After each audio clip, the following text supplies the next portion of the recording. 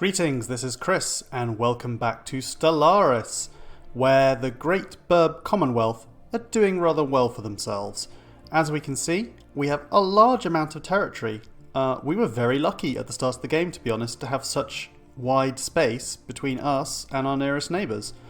We are also in an alliance with one of our neighbours here, the Norilga, and it looks as though we're not making very nice friends with these guys. These are our rivals, the Democratic Inari Confederacy, and I think also the Aramathi. The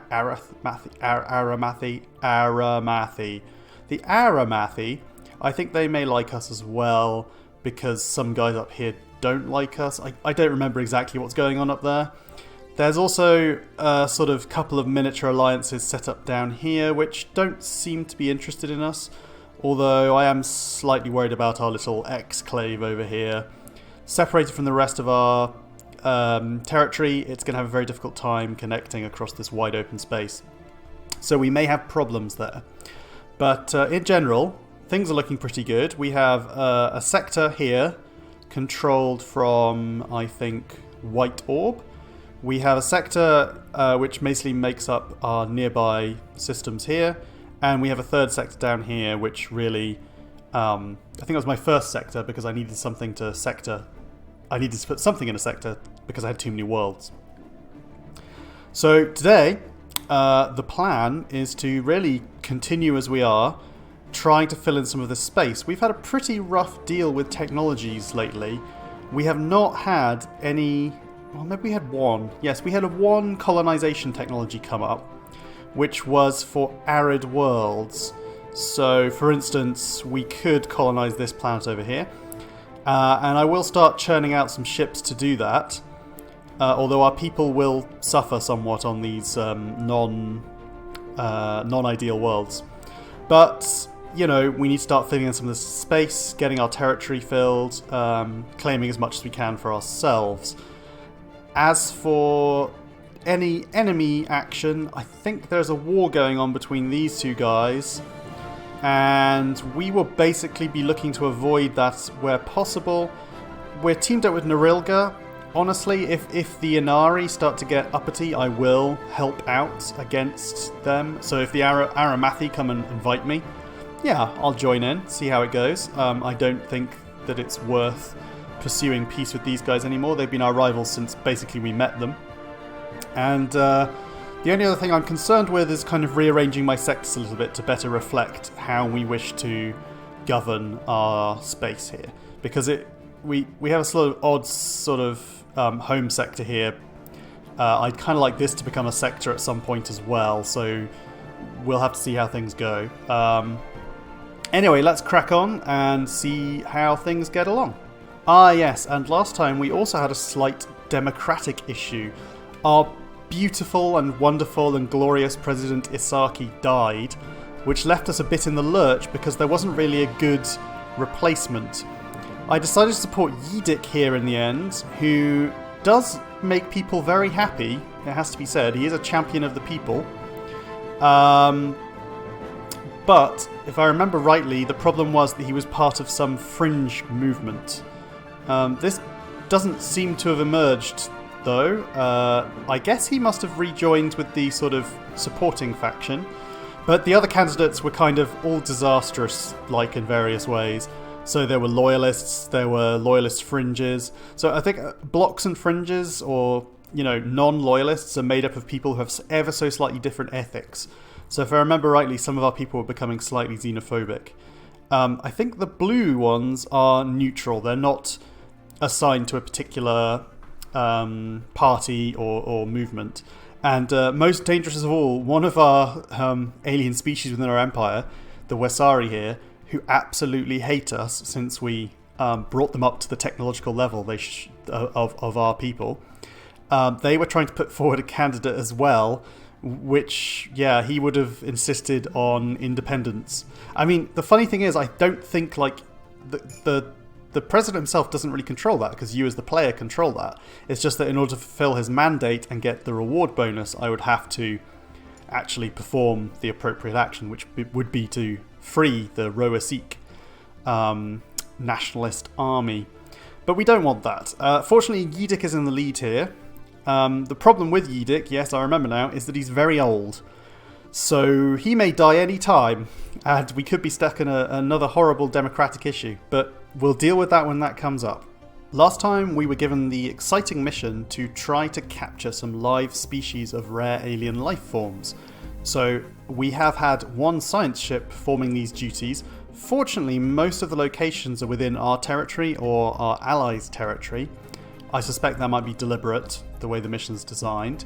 So far, we have captured the wily Udlaran, which apparently can be found racing through the snowy wastes of Huff the Fourth, or Huff 4 I should say, he's not king, the ravenous Zulkor, native to the dry canyons of Zir the Third, and we are currently working on, just here, yes, the Tarblack, the elusive Tarblack, found deep beneath the waves on the ocean world Zipir 2A. I guess he's a bit like the elusive man from Mass Effect or something. So this mission's quite exciting. It should give us some nice science when it's done. The only other missions we have are kind of... This one is ongoing. Everything's miles away, so it's not really a priority. And the Ute precursors, well, that's just luck. We have to wait. We're on 5 out of 6 of the artifacts. We just have to hope to find one more to find out what we can about them. So there's not really anything terribly exciting going on at the moment, but I think I just built a colony ship, if I'm not mistaken. I am mistaken, I think it's still being constructed. As soon as that's built, I think we're going to head to a nice colonizable world. Our options are, by the looks of things, we could do Fargis here. We can colonize arid worlds, just people won't be quite as happy as they would be otherwise. We could go all the way down to Rule, but it's a bit of an exclave again, a bit dangerous, not a big fan of that. So I think my favourite is to keep stretching our very, very thin empire further north, galactic north that is, to Sethelback. Sethelback is an odd system because it has a primitive culture living on one of the planets, but we can colonise Sethelback 4, which isn't great, but it'll grow and eventually give us a reasonable amount of science actually. So yeah, I think that's the plan. Some more physics research would be lovely, but, well, we just have to hope we find some nice systems with physics on them. Ah, yes, and also there has been a patch since I last played. We now have version 1.2, which has changed some of the way the game works, as I understand it, and has apparently prompted, well, 3 different proposals from alien races. This is just a notice saying that the Photetian combined states, where are they? Photetian and Palarian have entered a migration treaty, which means their populations can move freely in between the 2 empires. This is now something that is done as if it was an alliance. It is done separately from the normal bidding system. So I'll just show off how that normally works. If, for instance, I go to my allies here, and we offer a trade deal, we can sort of mix and match stuff here. So we can offer some credits, we can get some minerals, we can talk about a research agreement, all that kind of stuff. And we can try to balance it so that everyone's happy. That was where migration used to be, but now it's been placed separately into this migration treaty. I would enter into one, but last time we did this, we did manage to do one earlier on. Absolutely nobody migrated whatsoever because they live on a completely different kind of planet to us. So it's not really worth it unless he offers it directly to us, I suppose. In fact, there are 3 proposals to us that are being made. So, first of all, we have the Norilga. I am happy to agree to migrate with them. They are our allies. I don't think we're going to lose a huge number of burbs to their planets. We have the Mako Nas. See, the Mako Nas are in their own alliance down here. Bit difficult to see behind your head, chap. Can I move you? There we go. The Mako Nas are down here. I would like to enter an alliance with them in the long run, but they've made an alliance with, I think, the Gagassi. And I don't know if alliances can be combined like this. So we'll have to see. Is it worth agreeing to... I think it probably is in the interests of friendliness. And that leaves, finally, the Photetian combined states, who are bloody miles away. Oh no, that's just an alliance warning saying, a migration treaty notice telling us who has migrated with who. So that's fine. We've done that. Oh no! Something terrible has happened. I suspect because of the update that the Norilga have left our mighty alliance, Burbs of a Feather. I don't know why.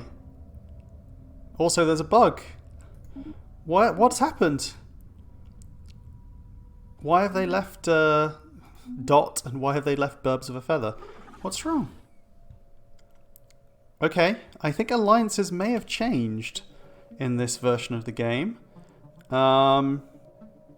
We can form a defensive pact or a non-aggression pact.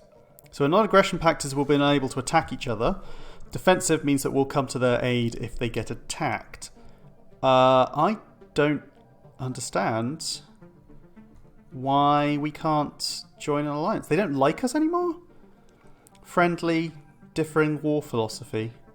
Huh. It's that differing war philosophy modifier we had before. What about these guys? Are they... Can we join your alliance? Differing war philosophy. This is confusing. Maybe I can find out from our... No, from our policies? Okay, our war philosophy is unrestricted. Okay, this is new possibly, because I don't remember this being here before. So, unrestricted wars, we can declare war whenever we like, and we can use any war goal we like. Liberation wars, we can declare wars of aggression, but we can only do so to regain things we've lost. And defensive wars, wars of aggression are forbidden, and conquest war goals may only be used against previously owned planets. So this allows us to declare war to get back our stuff. This never allows us to declare war. This is just saying you can only get back stuff that was taken from you if someone else declares war on you. So, given how relatively peaceful I'm being, I'm actually going to switch to liberation wars. I don't want to completely cut myself off from the option of being able to declare war, but I don't think I want an unrestricted war, and then maybe some more people will like me. It only lasts 10 years, so if I have to change it, I change it. But that's presumably why nobody likes me anymore, because I don't remember that being there before. Maybe that was introduced in 1.1 and I missed it. Well, we'll just let the month tick over, and then if at the end of the month the people like us again, we may be able to actually form an alliance once more. That would be convenient. In fact, maybe now these guys will like us, and we can join their alliance and invite our friends up here to join as well. And then we can all be in one nice big alliance where I keep growing and growing and growing and eventually absorb all of them. I mean, yes, where we all work together, that kind of thing. Right, the month's ticked, and as it happens, we have a new president. It's Yidik again. Good. Yidik is a good president. Complete. And now let's have a quick look at our friends, the Norilga. Yes, so basically, his war philosophy is also liberation, so he likes us. And the Makonas... Oh, already in... Oh, can I join your alliance? Okay, so I could join their alliance, but I'm not quite liked enough to be able to do that. Is it you guys who are also in the alliance, if I remember correctly? A friend of the Righteous Alliance. Yes. That's the alliance. Not diplomatically relevant. Oh, thank you. Thank you very much. So it is actually very hard to get someone who's in an alliance to join another alliance. But that's because we haven't got to the point of federation building yet. I think at that point things may change. So the question is, do we try to join the alliance of Makonas down here?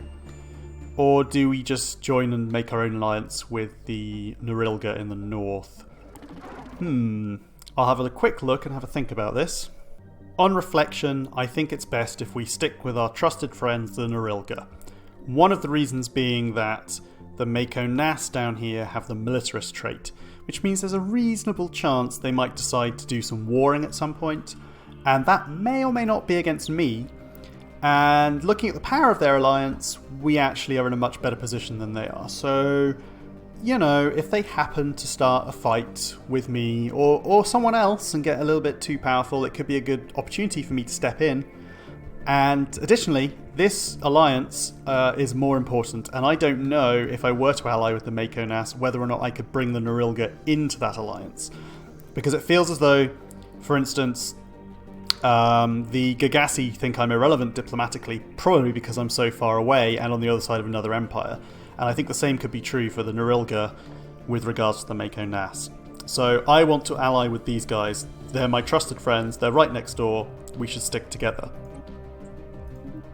It appears as though I was completely wrong. We actually have a lot of migration going on. We have some Mako Nass living here, who apparently love it. We have some Norilga, who also love it. Oh, that's because this is our Gaia world, isn't it? Yes, everybody loves the Gaia world. I forgot we had it. So we suddenly have a huge increase in population in our empire. That's quite exciting. And these people don't have jobs, so we need to do something about that. Namely, I think we're going to have to build them some mines. This place is looking pretty good for heavy mining. So what I might do as well is up in this corner build a mining network. No, sorry, not a mining network. A processing plant? Yes, that increases the amount of minerals being produced by 10%. So we'll have a mineral processing plant and lots of mines. It's going to take a while to build them all, but still. We have plenty of minerals to go around. And then this planet will be heavily productive. But that's kind of what I expected when I built it, because, you know, it is a Gaia world. Oh, we can also upgrade the capital. That's exciting. We'll do that. Get on with it. Upgrade all the things. Do we have any others? Let's have a quick check on our empire now. Somewhere. No, that's under factions. Ah, yeah, we can just see a list of who lives where here. Don't get that list on the sectors, however, so I don't know whether sectors have any aliens in them or not. But we've got a lot on the Gaia world. Probably because it's the only place they can actually live. Complete. Ah yes, and we continue to capture more and more creatures. Excellent. And another war has started. Research complete. The Gagassi have declared war on the Kravadox. They recently declared each other's rivals, so I suppose it wasn't a surprise. But interestingly, they're in alliance with Mako Nass, so they may also get dragged into this war. Colony established. We'll have to see. I'm actually not familiar with Kravadox. What traits do they have? Fanatic Materialist? Well, that's pretty good. Collectivist? Oh no, you can die in a ditch. Don't care about collectivists. Damn you, collectivists. We have a really tough choice for technology here as well, because we could go for another +1 influence per month. Very nice. Means we can build enormous capitals. What population does that require? Don't know. And also get better government. Or we have the option of a rare technology that gives us the Hyper Entertainment Forum, which sounds hilarious. But it does mean that everyone on our planets will be much happier as long as we're willing to place it there. Oh, I've just noticed the cost.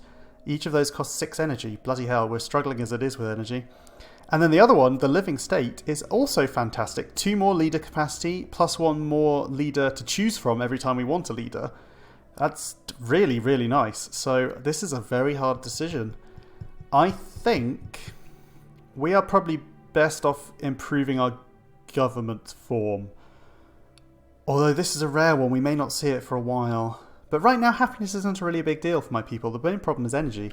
So I think we're going to pass it up and hope it comes back around later. So let's hope we can get a better government in 27 months. As promised, we have expanded our empire by constructing a new colony up here in the freshly renamed Topaz Orb system.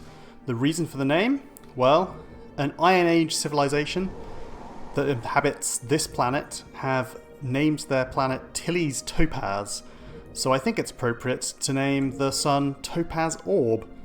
I think Topaz is yellow, I could be wrong. But anyway, we established an observation post there for a nice bit of research. And we have our planet colony here, platform. That's another type of bird's nest, in case you weren't aware. Which will start growing slowly. In fact, I should probably build a nice farm to get their growth kicked off. And maybe think about clearing some of the terrible blockers. This system's quite nice because in space terms we have Harabas nearby, which has some lovely Betharian stone, and Gathrika as well. We're not too far off Zandaban, and Marcab. In fact, Marcab is just within our space as well, and that's a very nice system. 2 of every research is lovely. So it's a pretty good investment for the long run, I think. There has been one very significant change that I've only just noticed, which is that colonies now cost influence to construct. When I built this colony, I don't remember exactly, it did cost me something like 50 or so influence, but I didn't remember whether that was there before.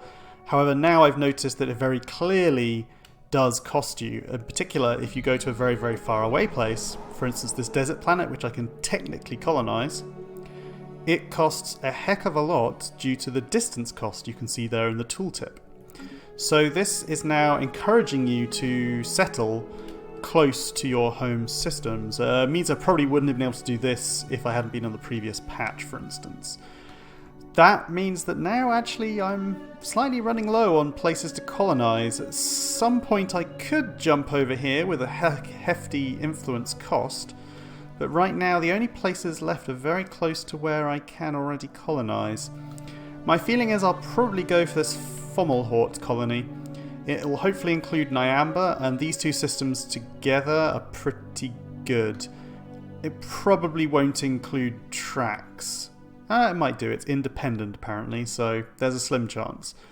But that will really push the limits of our colonization in this direction unless we start going quite far north.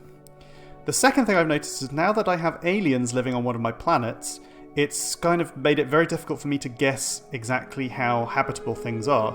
These icons usually tell you how habitable stuff is. For instance, this one here, it's a Gaia world. It's a Gaia world? But apparently... Oh, I haven't surveyed it. I should probably go back there. But apparently it's only giving me a partial Earth. Possibly that's because it's not been surveyed. On the other hand, this one has been surveyed and is still giving me the same result. So I have no idea what partially filled in means, but I know the colour tells you the habitability of the planet. So here, for instance, we have tundra worlds, and I'm not very good at those things. However, I've just noticed it has titanic life, so that's kind of awesome. We will have to do something with those in the long run. They're huge and have enormous life forms, which apparently allow you to create fun armies. So, if you have an alien race within your empire, it takes into account all the habitabilities of all of your peoples, but you can't actually, as far as I can tell, colonize with an alien race. At least when I try to, it tells me I can only colonize using burb populations. Now, it's possible to genetically engineer your own race so that you have multiple different habitabilities, but I haven't done this in this case. So I actually find these icons now very confusing, and I have to search through them manually to figure out what's going on. This is a continental world we could colonize, but it's too expensive because it's too far away again. So I think for our next colonization, we will probably... Is there somewhere in Algol we can Yes, we could apparently colonize a system, a planet in a system we already own. Yes, I guess it would be this system here. It might not be a bad idea, except for the fact that I want to expand my territory. But as I just pointed out, that's now very challenging. Thanks, game, for changing the rules, just as I figured out what was going on. Yeah, desert planets I can colonize, but don't want to, because my own burb population does not live there very happily.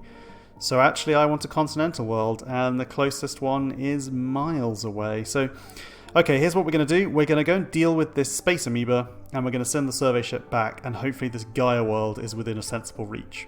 So for now, the colony ship is just going to come up here, and then we're going to find the nearest fleet, which appears to be huge, and it's this fleet, and it will go and deal with the amoeba.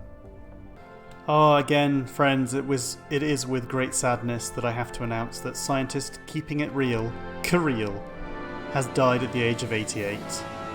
Again, the music crescendos at the perfect time for our beloved leader. This means we have to hire a new one. Let's have a look. Physics has no scientist. Do we have any spare? No, I think everyone's busy. So, what do we have in way of physics? Well, we have a materials, but that's mostly engineering if I remember. Military theory, that's mostly society if I remember. And a guy who really likes discovering anomalies. Well, who's currently surveying? Busy leading. Leading what? Ah, engineering research. I'm being silly. This guy's doing anomaly stuff, correct. Anomaly stuff, correct. And... oh, he's quite good at particles, actually. He's very old.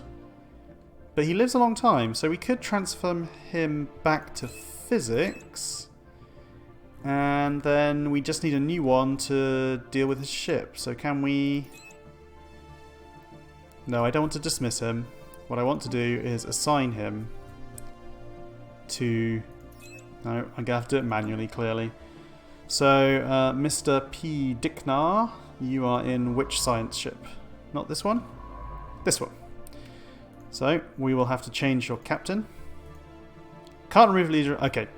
Unfortunately, he's on a research mission, so we'll have to wait a little bit. But yes, let's hire the other leader in the meanwhile. Let's hire this guy, Discovery Chance. Yep, we'll hire him, and he can just do some physics in the meanwhile, whilst we wait. Where is he? Oh, Isaki, reincarnated. Can he be as good as his namesake? Will he one day be president of the Burb Commonwealth? We can only hope. Aha, and we have obtained our final living species that we've been hunting. The Tassargoid, a lethal predator that stalks the dense jungles of Chatlib III at night, paralysing its prey with electric shocks before sucking their brains out with its tube-like mouth. I'm glad we've got that in a zoo. That'll scare all the kiddies. So now we've actually managed to complete this, hopefully. Yes, specimens all secured. The museum has grown to a massive facility where artificial gravity generators and atmospheric processes are used to stimulate the environments of over a dozen worlds. Visitors are journeying from all across the Great Burb Commonwealth to see its wonders. What does this give us? A heck of a lot of stuff, actually. That's a good, decent amount of NG credits and research. Very nice. I liked that mission. That was quite fun. Would have been slightly more fun if the individual capturing of the creatures had, like, little choices to be made, but, you know, that will do, that will do. I accidentally sent off our mini fleet here without one of the ships, so that will have to catch up. But the idea here is that it turns out that my little Commonwealth fleet here, made up of mostly weird alien ships that I found in derelict places, isn't actually strong enough to take on this space amoeba that I want to deal with, so I'm just saving up a little more strength, and hopefully with these extra corvettes it'll be an easy fight. And our fleet has now arrived. It's stronger than the alien amoebas, but only by a little bit, so this could be an interesting fight. It's tempting to actually assign a new leader. We have got one space, so yes, let's get another admiral if possible. A cheap one. One that gives your ship more hull, not bad, or one that makes the ship cheaper. You know what? That would actually be really nice. I think I should have you and then apply you to my largest fleet. Yes. Oh, this is also my... yeah, this is my joint largest fleet now. So we're going to spend a bit of influence on getting this chap. And we're going to assign him. And that will make this whole fleet cheaper. Right. Let's... uh-oh. Oh, no. While conducting deep scans of Wum Jiam I, the BSF Vehement hatchling suffered a reactor failure and became trapped inside the gas giant's gravity well. The vessel's science officer successfully oversaw the evacuation of the entire crew, but the ship itself was pulled into the planet's dense atmosphere, never to be seen again. Oh no, we lost one of our scientists and the ship. Oh, that is terrible. We can't watch a fight under these circumstances. We have to mourn our losses and, more importantly, build a new damn science ship, because damn you, how could you destroy it so easily? So, new science ship please, and then when it's constructed we'll we'll recruit a new scientist to lead it. But that is sad. I'm unhappy with that.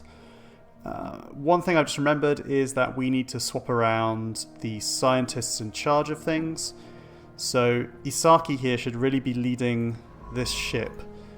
Yes, do please swap them round. Physics research needs somebody. Well, it's going to be Mr. P. Dicknar, who has at least particle expertise. So that should help things a little bit. It's worth noting, though, that just because a technology has a green symbol doesn't necessarily mean it appears under society research. As you can see here, this is a statecraft research, but actually appears in the physics grouping. So I don't think they necessarily, although they do tend to be in those sectors. Oh, in fact, I just noticed that's rocketry, isn't it? And that's in engineering. So yes, they can be all over the place, it would seem. Right, back to the fight. Our ships are closing in at quite some speed. Let's see how things go. The amoebas are responding. Fleet engaged. We have our capital ship there. The corvettes are spreading around. Ooh, they can take down our shields pretty easily. Oh yes, yes, we've lost several shields there. We may lose a corvette. Oh yes, there goes one corvette down. Situation log updated. But that's it, they're all dead. Whew, that was close. Okay. In fact, did we lose 3 corvettes? Yes, we lost one of our strange alien corvettes and we lost 2 of our own. Well, that's, I guess, the sort of losses we have to suffer. Now, please go and research this, hopefully, beautiful Gaia world. And in fact, you know what? I'm just going to leave these guys orbiting a planet for now. No, actually, you know, go back to the nearest spaceship and spaceport and heal yourselves up because you took a bit of damage that fight.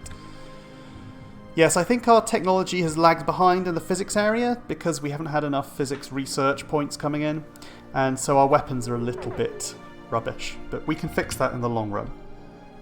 Meanwhile, something quite dramatic appears to have happened.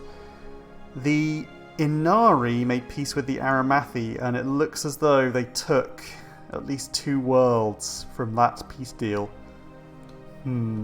This is worrying. The Inari are quite my enemy. I don't want to see them getting too large. But we won't do anything about it right now, because even though we have the ability to declare war according to our war goal, our war philosophy, I don't want to start something unless absolutely necessary. I don't want to become a warmonger.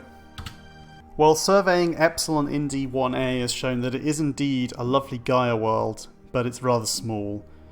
The resources are pretty good though, actually, so I think it's worth colonising anyway. Small world's not the end of the world, as long as we have a nice radius to include other things, so we might just about get Tnab and Romston in the meanwhile. Plus our colony ship's got nothing better to do, frankly, so I think it's time to go colonise. It's too far away. Damn it! That's so annoying. Where am I supposed to colonise? I mean, I literally don't have any continental worlds left. No, I've got the one on Algol. I have to say, this change is frustrating, but does at least sort of, yes, prevent you from just colonising anywhere that you damn well feel like. It also means influence is a lot more important than it used to be. It was really only previously for maintaining alliances, I would say, and occasionally running a policy, but now it's quite important.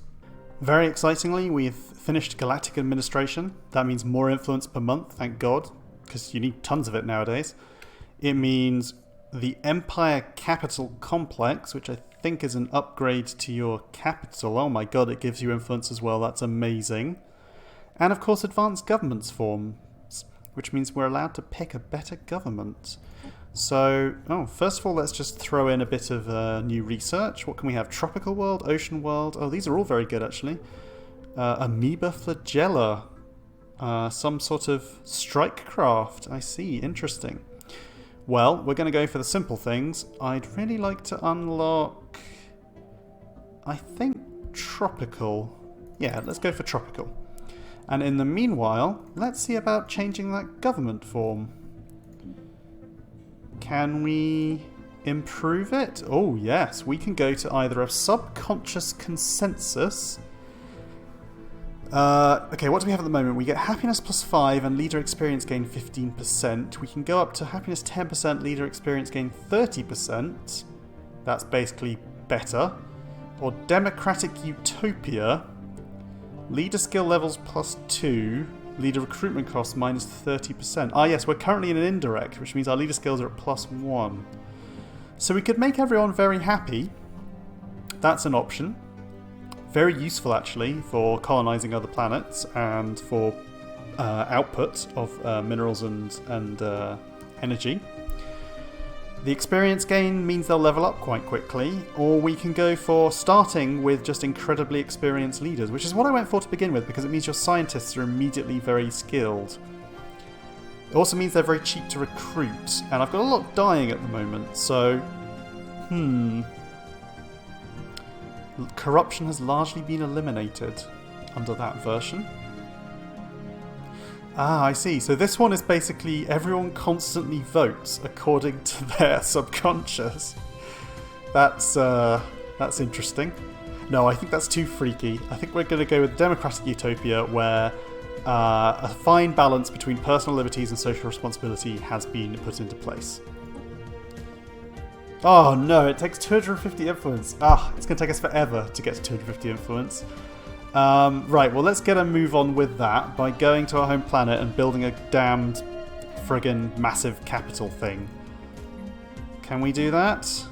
No. Because we need influence. Of course we do, everything needs influence. What gives us influence? Well, completing our mandate does.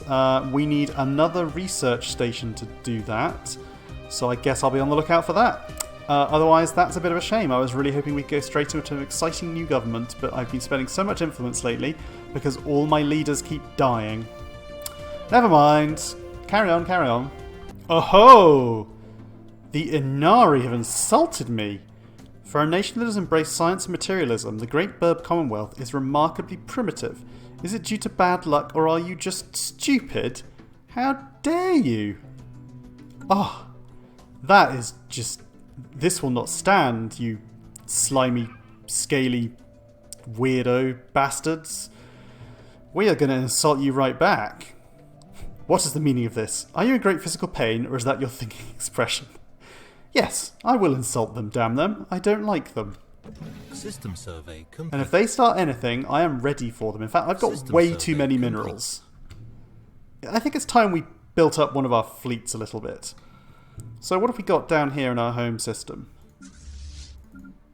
We have 3 destroyers and 10 corvettes. Well, that's not bad, but I think we can have more than that. Let's build 2 more destroyers, at least. And that'll be 5 destroyers, 8 corvettes. Let's make it 8 destroyers and 16 corvettes. This is going to cost me a lot of money.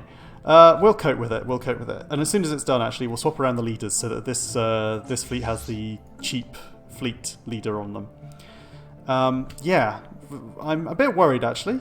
Maybe because these guys won a war over here, so maybe they're a little more powerful than I thought they were. How does the game rate their power? Equivalent, but they are technologically inferior. They just hate us, basically. What can you do? Alas, our president, as I predicted, has died.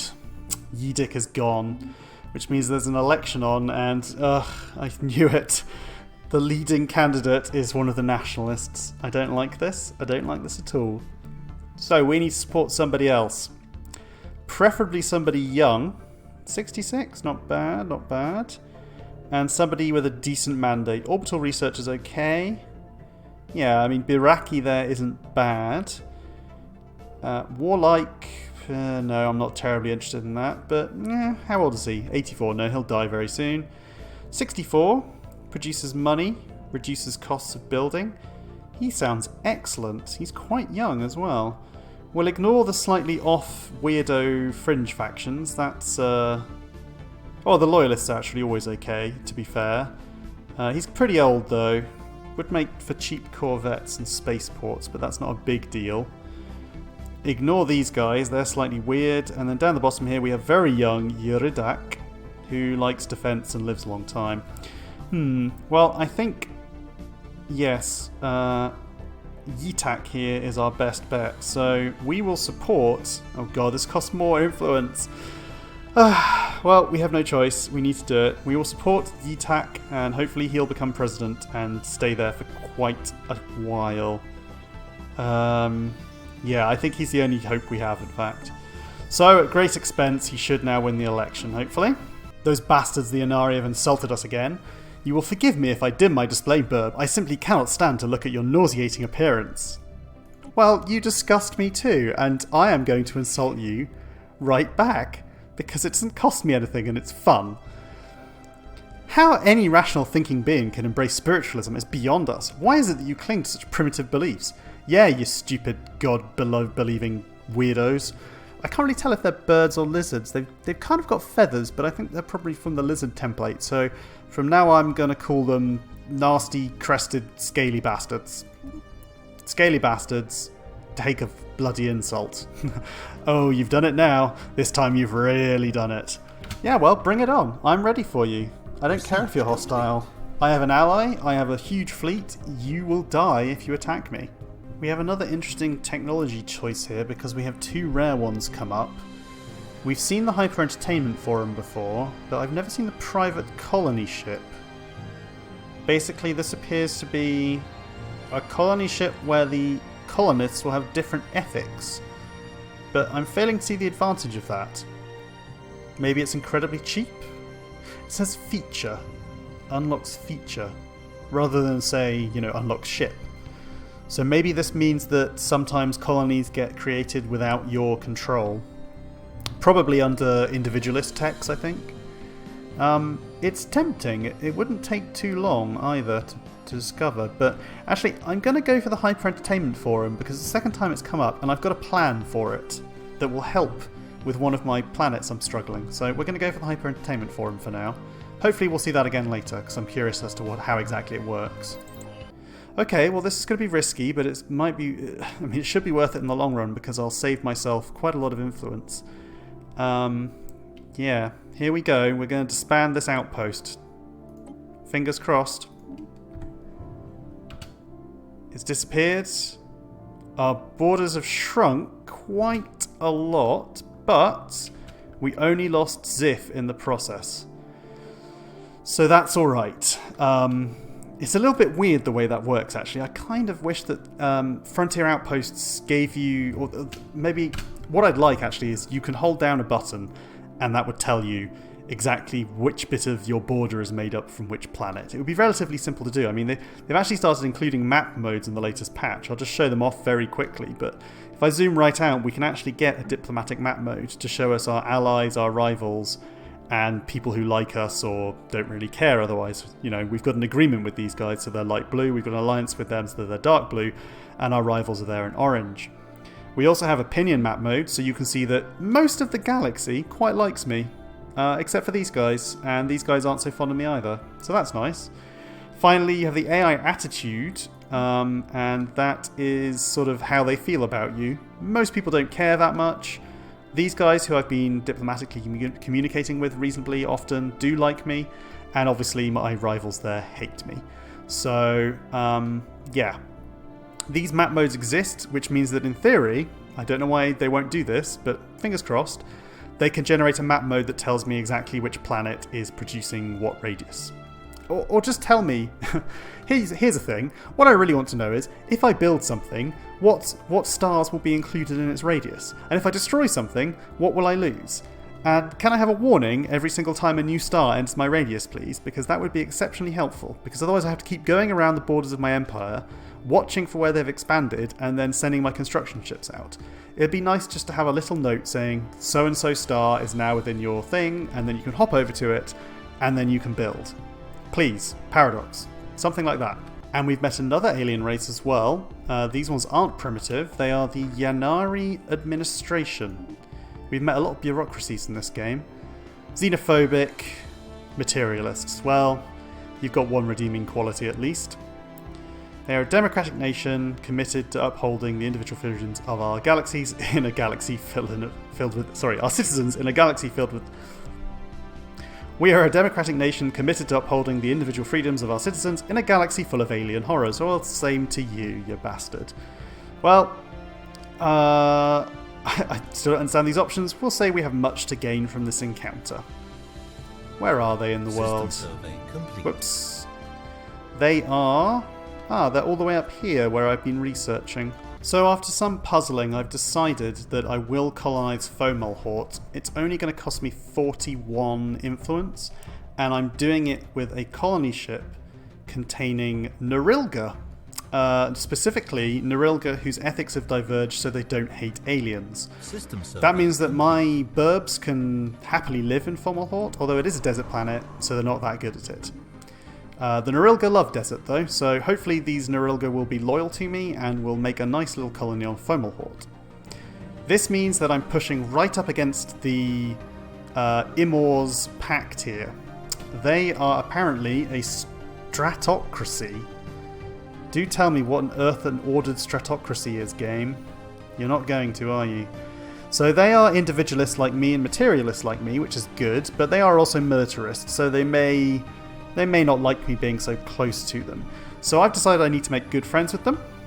I need to be as friendly as possible. Apparently our war philosophies differ, which means they probably like going to war with anyone they feel like. I'm going to go ahead and... Ooh, they use wormhole stations. Interesting. I'm going to go ahead and offer them my standard trade, which is a research agreement. But apparently it's not good enough. So, since they got rid of embassies in this patch, it's not very obvious to me how you're supposed to be friends with people anymore. At the moment, I've got, various opinion modifiers that we share. I can insult them, but there doesn't seem to be a way for me to actually be nice to them. Maybe I've misunderstood something, but yeah, there's no way I can actually just be nice to them apart from trade, I guess. Well, let's see if we can give them a gift. We've got tons and tons of... Jesus Christ. We've got nearly 9,000 minerals we don't know what to do with, so let's send them a nice gift of, I don't know... Well, they're not very interested in minerals. That's a bit of a disappointment. Let's send them 1,000 minerals. Apparently it's acceptance +3. Well, that might not do anything. Wait, let's send them the absolute minimum to get +1. Gift +1. So let's send them a token gift of... No, that's a bit mean. Yeah, let's send them a token gift of 50 minerals. You could build something on a planet with that. And let's see what they have to say about that. I'm hoping it improves our relationship. After much deliberation, they've decided to accept my trade proposal. Good, so I've given you that. Do you now like me a bit more? No. You don't care. Well, that's strange. Huh. Oh well, I guess we may end up being not so friendly as the game goes on. We will see. We will see. I guess we'll colonise Fomalhaut anyway and just see how things go. I'll have to do some reading. Third time now they've insulted me, those bastards. For a nation that has embraced science and materialism, the Great Burb Commonwealth is remarkably primitive. Is it due to bad luck or are you just stupid? I've heard that somewhere before recently. Oh yes, it was you and your inability to come up with new insults, you scaly bastards. The Inari annoy me.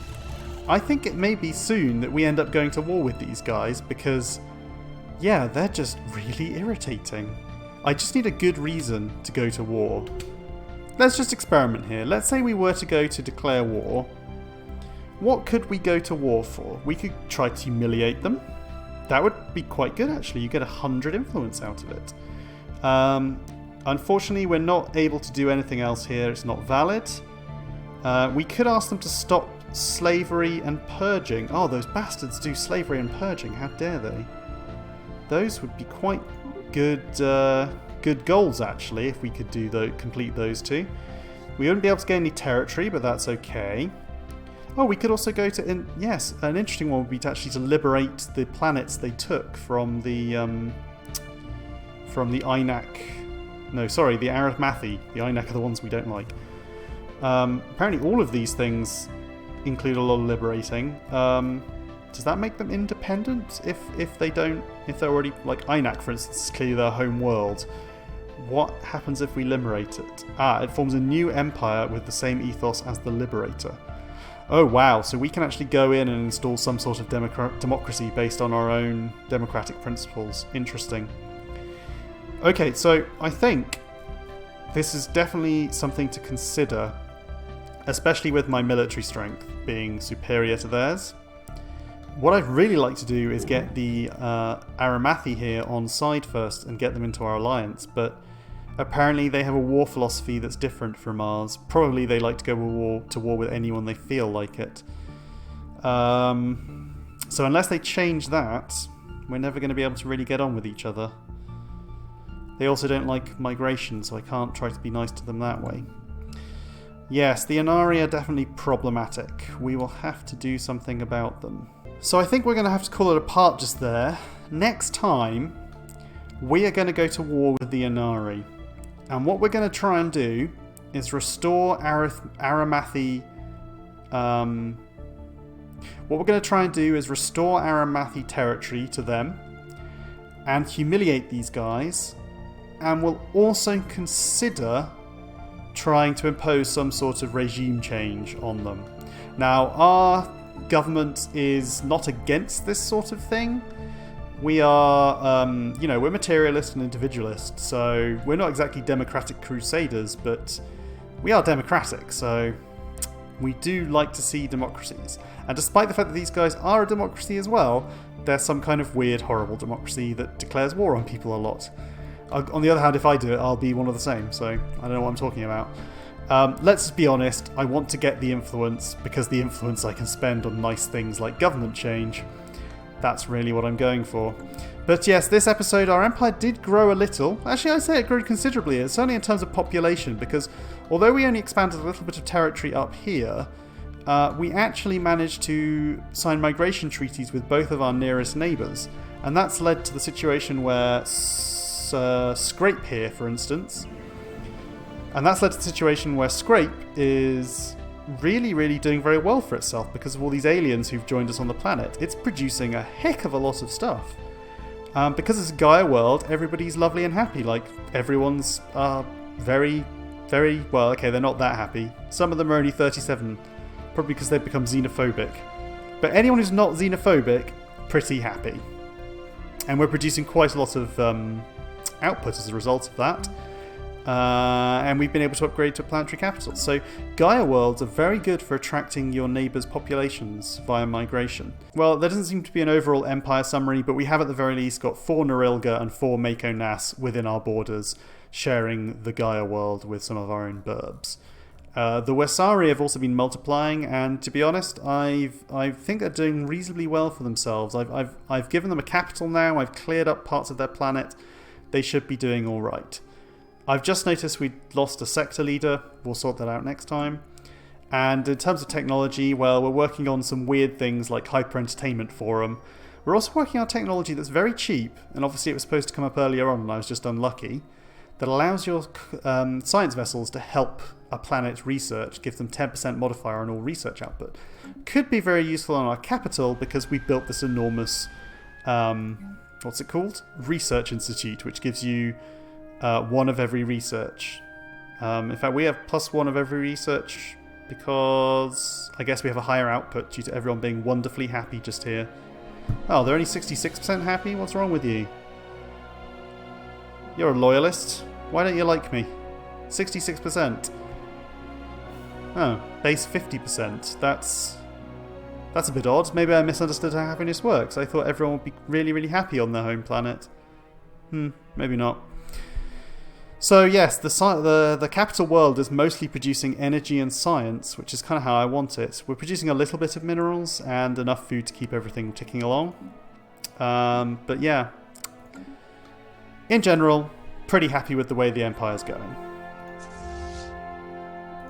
But we're starting to see some bugs. For instance, why the hell are space amoeba from the Shlavjin civilization? So the recent patch has introduced some changes which I don't understand yet, such as the lack of embassies, and it's also introduced some bugs. I don't understand why these space amoeba come from a primitive Iron Age civilization, but apparently they do. And on that note, I think we'll call it a day. Thank you for watching, I hope you enjoyed it, and I'll see you next time. Bye bye!